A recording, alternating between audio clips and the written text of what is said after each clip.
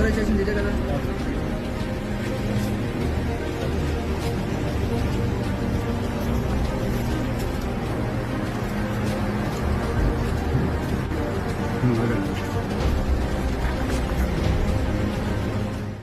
एक 189 ton beef, प्रतिबंधित beef बरामद हुआ है। कहां बरामद हुआ है? भारतीय जनता पार्टी के साथ गठबंधन की सरकार में एक हिंदूवादी नेता से जुड़े व्यक्ति के घर में। यह मामला कहां का है? और चारों तरफ सुई पटक सन्नाटा है, कहीं कोई खबर नहीं है, ना मीडिया में कोई खबर है, ना कहीं कोई भारतीय जनता पार्टी के नेता का बयान आ रहा है। अब उनकी भावनाएं नहीं आहत हो रही हैं, सब सुई पटक सन्नाटा है। क्या खबर है अभी मैं आपको विस्तार से बताने वाला हूं। आपको बताऊंगा एक खबर के बारे में, कैसे महबूबा मुफ्ती को खुलेआम भारतीय जनता पार्टी का नेता आतंकवादी बोल रहा है। वो भारतीय जनता पार्टी का नेता उस नेता को आतंकवादी बोल रहा है जिसके साथ इन्होंने मिलकर के जम्मू कश्मीर में सरकार बनाई थी। अब वो आतंकवादी होगा और सीधे सीधे डेथ थ्रेट दे रहा है, कह रहा है कि जैसे 13 मरे इनको भी उड़ा दो। भाजपा का नेता है, खुलेआम ये बोल रहा है एक पूर्व मुख्यमंत्री के लिए। क्या कुछ मामला है मैं आपको दिखाने जा रहा हूं। खबर उत्तर प्रदेश से भी आपको दिखाऊंगा और बताऊंगा कि कैसे एक मुसलमान पुलिस वाले की पिस्टल छीनने वाला एक ठाकुर, उस पर अब कार्रवाई की बात चल रही है, लेकिन अभी तक कुछ नहीं हुआ है। उसकी मांग हो रही है। क्या कुछ पूरा मामला है। इसके अलावा भी एसआईआर से जुड़ी तमाम सारी खबरें हैं जिसके बारे में मैं आपको बताऊंगा। महाराष्ट्र से एक बहुत बड़ी खबर है उद्धव ठाकरे से जुड़ी हुई, उसके बारे में बताने की कोशिश करूंगा। और आखिर में भारतीय जनता पार्टी के वरिष्ठ नेता मुरली मनोहर जोशी ने भारतीय जनता पार्टी की बेईमानी की पूरी पोल खोल करके उन्होंने ही रख दी है। क्या कुछ उन्होंने बयान दिया, क्या कहा है, उसके बारे में अभी आपको बताने जा रहा हूं। लेकिन सबसे पहले जरा ये तस्वीरें देख लीजिए। ये विशाखापट्टनम के पास स्थित एक गोदाम के भीतर की तस्वीरें हैं और ये पैकेटों में जो ये जो मटेरियल है, इसको कहा जा रहा है कि ये प्रतिबंधित बीफ है। छापेमारी की कार्रवाई में 189 टन ये बीफ जो है बरामद किया गया है। बताया यह जा रहा है कि ये जो गोदाम है ये तेलुगु देशम पार्टी टीडीपी चंद्रबाबू नायडू की जो पार्टी है, जो प्रधानमंत्री नरेंद्र मोदी भारतीय जनता पार्टी के गठबंधन के साथी हैं, उनसे जुड़े एक नेता और उसके करीबी का यह गोदाम बताया जा रहा है। इस कार्रवाई में दोस्तों बड़े पैमाने पर अवैध निर्यात रैकेट का भी पर्दाफाश हुआ है। खबर सिर्फ इतनी नहीं है, खबर यह है कि क्या बीफ तभी बीफ माना जाएगा जब इसके साथ मुसलमान का नाम जुड़ा हो, या अगर किसी हिंदू का नाम जोड़ दिया जाए तो फिर वो बीफ नहीं रह जाता है क्या? और दूसरा सवाल यह कि इस खबर पर भारतीय जनता पार्टी के नेताओं के भीतर सुई पटक सन्नाटा क्यों है? भारतीय जनता पार्टी और तमाम सारे वो हिंदू हृदय सम्राट आखिरकार उनकी बोलती क्यों बंद हो गई? अब वो इस मसले पर क्यों नहीं सवाल खड़े कर रहे हैं? क्या ये सारा का सारा मामला एक सिलेक्टिव अप्रोच का है कि जहां जहां बीफ के साथ मुसलमान शब्द जुड़ेगा वहीं वहीं हम बवाल काटेंगे और मौका मिलने पर लिंचिंग भी कर डालेंगे, पहलू खान भी बना देंगे? क्या ये वही वाला अप्रोच है क्या? क्योंकि अगर ऐसा नहीं होता तो कम से कम इस तरीके की खबरें देखने सुनने के लिए मिलती। मोहम्मद नसीरुद्दीन ने एक ट्वीट किया है, आपकी स्क्रीन पर है, देखिए जरा क्या बताया इस वीडियो को ट्वीट करते हुए। कहा कि विशाखापट्टनम के पास स्थित एक गोदाम में 189 टन प्रतिबंधित बीफ बरामद किया गया। यह गोदाम टीडीपी नेता सुब्रमण्यम गुप्ता के एक करीबी सहयोगी के स्वामित्व का बताया जा रहा है। इस कार्रवाई के बाद बड़े पैमाने पर अवैध निर्यात रैकेट का भी पर्दाफाश हुआ है। यानी कि सिर्फ इतना ही नहीं, जो क्वांटिटी है वो इससे और ज्यादा बड़ी रैकेट, पूरे रैकेट का पर्दाफाश हुआ। यानी कि बड़े पैमाने पर आंध्र प्रदेश में बीफ का कारोबार फल फूल रहा है और भाजपा जो वहां की सरकार में सहयोगी है और यहां दिल्ली में सहयोगी हैं टीडीपी के चंद्रबाबू नायडू, क्या सब कुछ सांठगांठ से चल रहा है? कोई कुछ नहीं बोल रहा है क्या?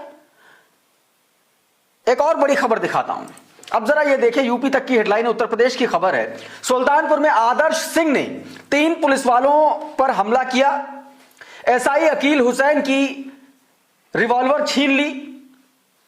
अब सबसे बड़ा सवाल यह है, लोग इस पर सवाल उठा रहे हैं, और वैसे भी उत्तर प्रदेश में ठाकुरशाही को लेकर के सवाल उठते हैं और योगी आदित्यनाथ पर ठाकुरवाद को बढ़ावा देने के आरोप अक्सर लगते हैं। इस बीच अब फिर से इशारों में उसी तरीके की बातें कही जाने लगी है। लोग एक्शन लेने की बात कर रहे हैं। पुलिस वाले की, एसआई की रिवॉल्वर छीन लेना, हमला कर देना पुलिस वालों पर, और अभी तक आदर्श सिंह नाम के गुंडे पर कोई एक्शन नहीं हुआ। और इसीलिए लोग पूछ रहे हैं कि अब इस पर बुलडोजर कब चलेगा। वरिष्ठ पत्रकार हैं उत्तर प्रदेश के सैयद कासिम, वो देखिए क्या लिखते हैं। कह रहे हैं कि सुल्तानपुर में आदर्श सिंह ने 3 पुलिस वालों पर हमला किया, एसआई अकील हुसैन की छीनी गई रिवॉल्वर। बुलडोजर कहां है? वो पूछ रहे हैं कि अब बुलडोजर कहां है, कब चलेगा और क्यों नहीं चला अब तक। उधर दोस्तों महाराष्ट्र में बीते दिनों जो पालघर में साधुओं की हत्या के आरोपी, एक तरीके से उसको भारतीय जनता पार्टी में ज्वाइन कराने को लेकर के जब बवाल मचा था, अब उसको लेकर के नए सिरे से उद्धव ठाकरे ने हमला बोलना शुरू कर दिया। हालांकि भाजपा ने उसको बाहर कर दिया फिर से।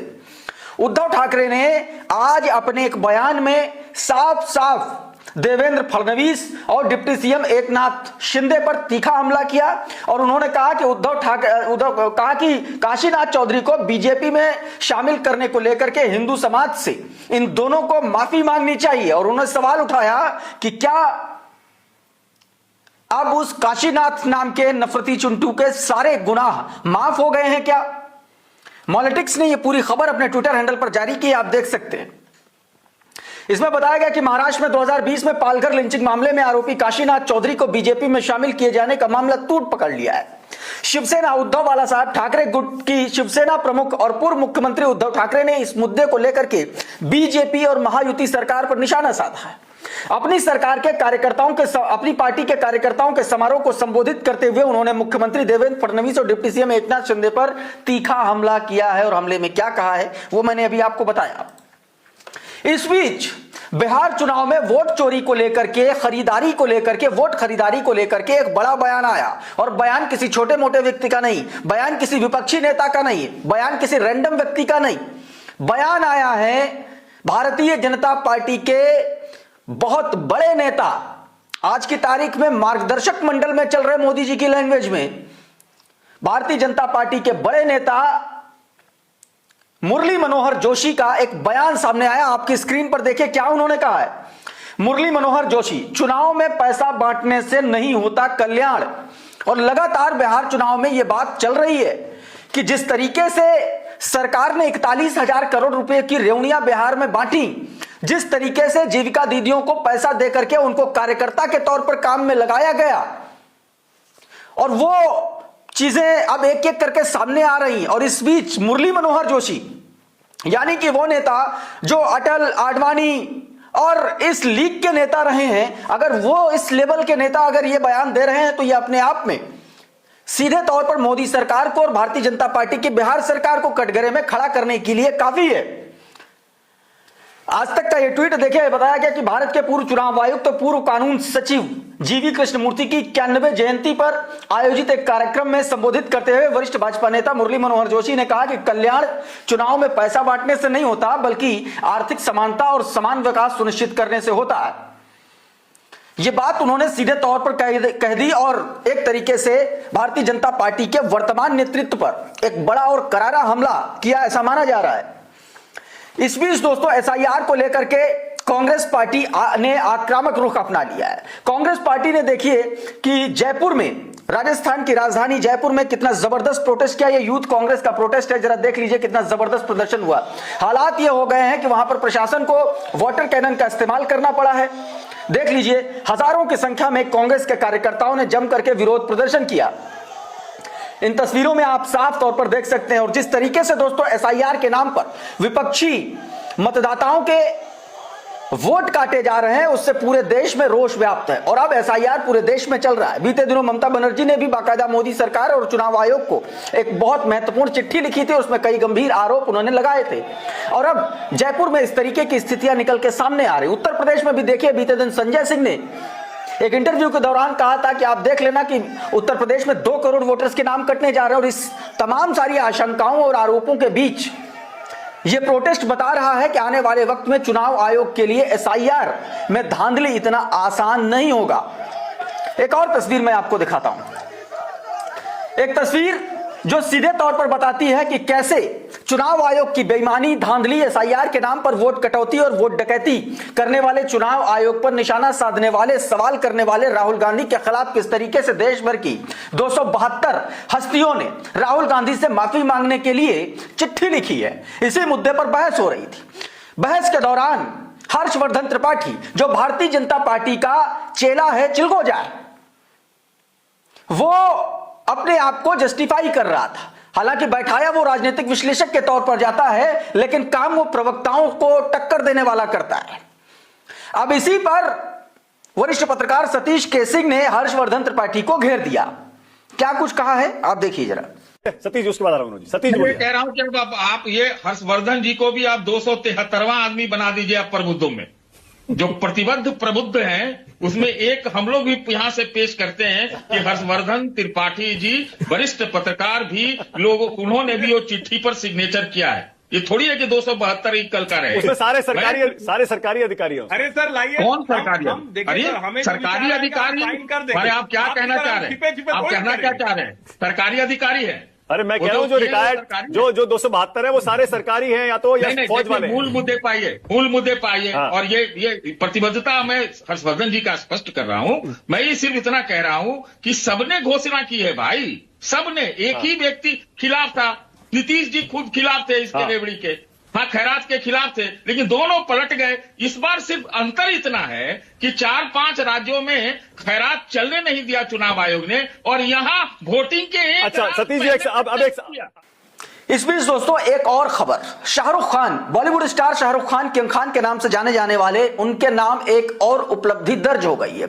शाहरुख खान के नाम से दुबई में एक प्रोजेक्ट शुरू हुआ जिसका नाम शाहरुख्स है, शाहरुख्स बाई डबल लॉन्च। दुबई के एक पूरी की पूरी बिल्डिंग का नाम रखा गया। आप ये वीडियो देखिए जरा, इसमें क्या बताया गया है। इस मौके पर शाहरुख खान भी मौके पर वहां मौजूद रहे। देखिए जरा, 55 स्टोरी की ये बिल्डिंग बताई जा रही है, कमर्शियल बिल्डिंग है, और उसमें हर वो वर्ल्ड क्लास एमिनिटीज हैं जो वहां पर आज की तारीख में जो किसी व्यक्ति को चाहिए होती हैं। और बाकायदा वहां पर शाहरुख खान पहुंचे और उन्होंने इस बिल्डिंग के शुभारंभ के मौके पर अपने सिग्नेचर भी किए हैं। अब जरा कुछ तस्वीरें देखिए, ये तस्वीरें देखिए, शाहरुख बाई डॉनबल, ये देखिए। इस तरीके से शाहरुख खान की तमाम सारी तस्वीरें इंटरनेट पर वायरल हैं। तो दोस्तों अभी के इस वीडियो में बहरहाल इतना ही। बहुत बहुत शुक्रिया, बहुत बहुत धन्यवाद। आप जुड़े रहिए द लाइव टीवी के साथ। नमस्कार।